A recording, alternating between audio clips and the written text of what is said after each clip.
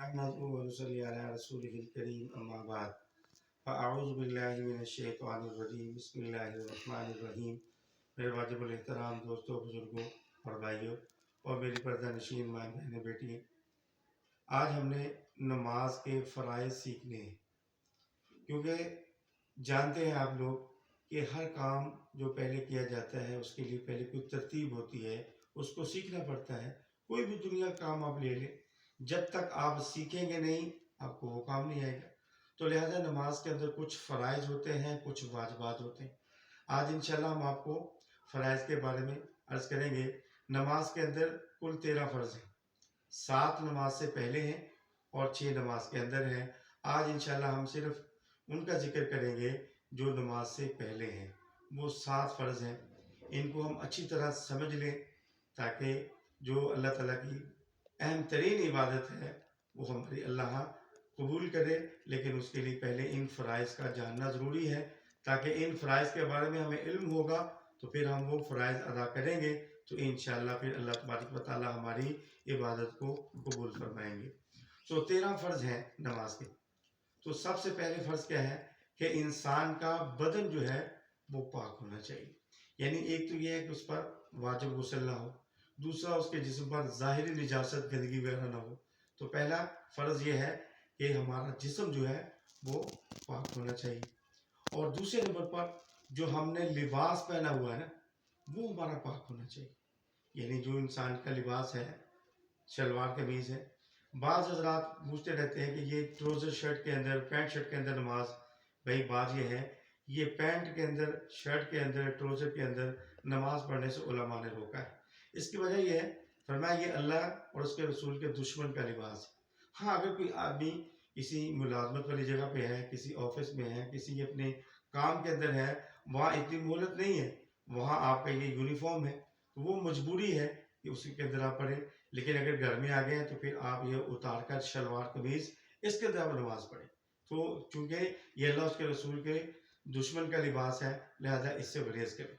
और बाज़ औक़ात ये होता है, क्योंकि लिबास तो हमने जो पहनना है, इसका मतलब ये है कि हमारा जिस्म जो है वो छुप जाए। तो 2 फ़र्ज़ याद कर लें। पहला फ़र्ज़ क्या है कि हमारा जिस्म पाक होना चाहिए। दूसरा, हमारा लिबास जो हमने पहना हुआ है वो पाक होना चाहिए।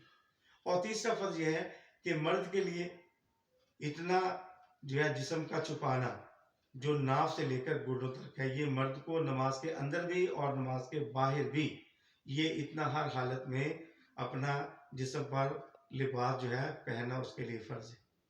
और औरतों के लिए सारा जिस्म ही उनको चाहिए कि वो अपना ढाँप के रखें, उनका जिस्म जो है वो नमाज के बाहर भी, नमाज के अंदर भी छुपा होना चाहिए।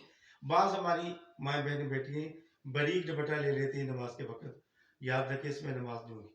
औरत को चाहिए कि वो अपना मोटा कपड़ा ले जिसमें उसका जो है बाल वगैरह भी नज़र ना आए, ताकि चूँकि अल्लाह के यहाँ इबादत करनी है, तो लिहाजा अल्लाह तबारक व तआला ने औरतों को ये हुक्म दिया है कि वो अपना पूरे का पूरा उनका जिस्म जो है वो छुपा होना चाहिए।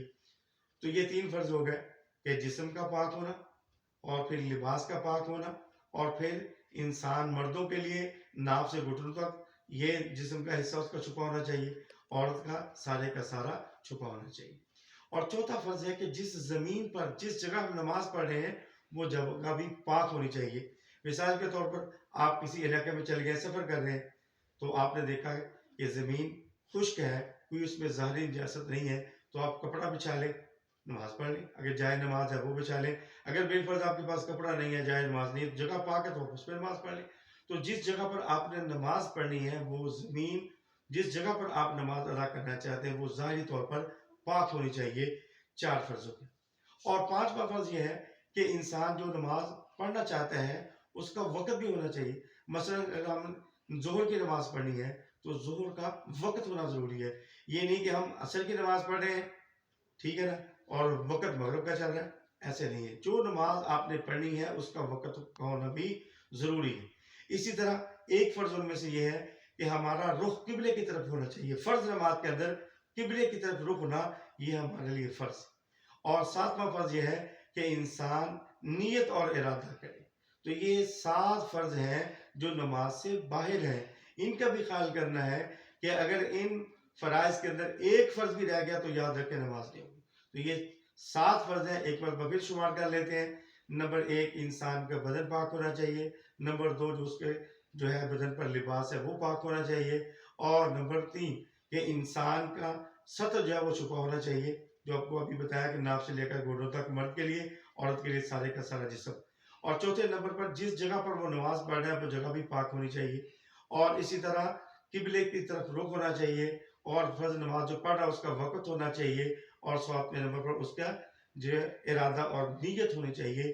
یہ 7 فرض ہیں جن کو ہم لکھ لیں، یاد کر لیں تاکہ ہمارا فرض نہ رہے۔ تو اللہ پاک سے اللہ پاک مجھے بھی آپ کو عمل کی توفیق نصیب فرمائے۔ آپ حضرات سے گزارش ہے کہ میرے چینل کو سبسکرائب بھی کیا کریں، لائک بھی کریں، شیئر بھی کیا کریں۔ تو اللہ تعالیٰ سے دعا کہ اللہ تعالیٰ آپ کو مجھے بھی اللہ تبارک و تعالیٰ کی جو اہم ترین نماز ہے اس کو صحیح طریقے سے ادا کرنے کی توفیق نصیب فرمائے۔ وآخر دعوانا الحمدللہ رب العالمین۔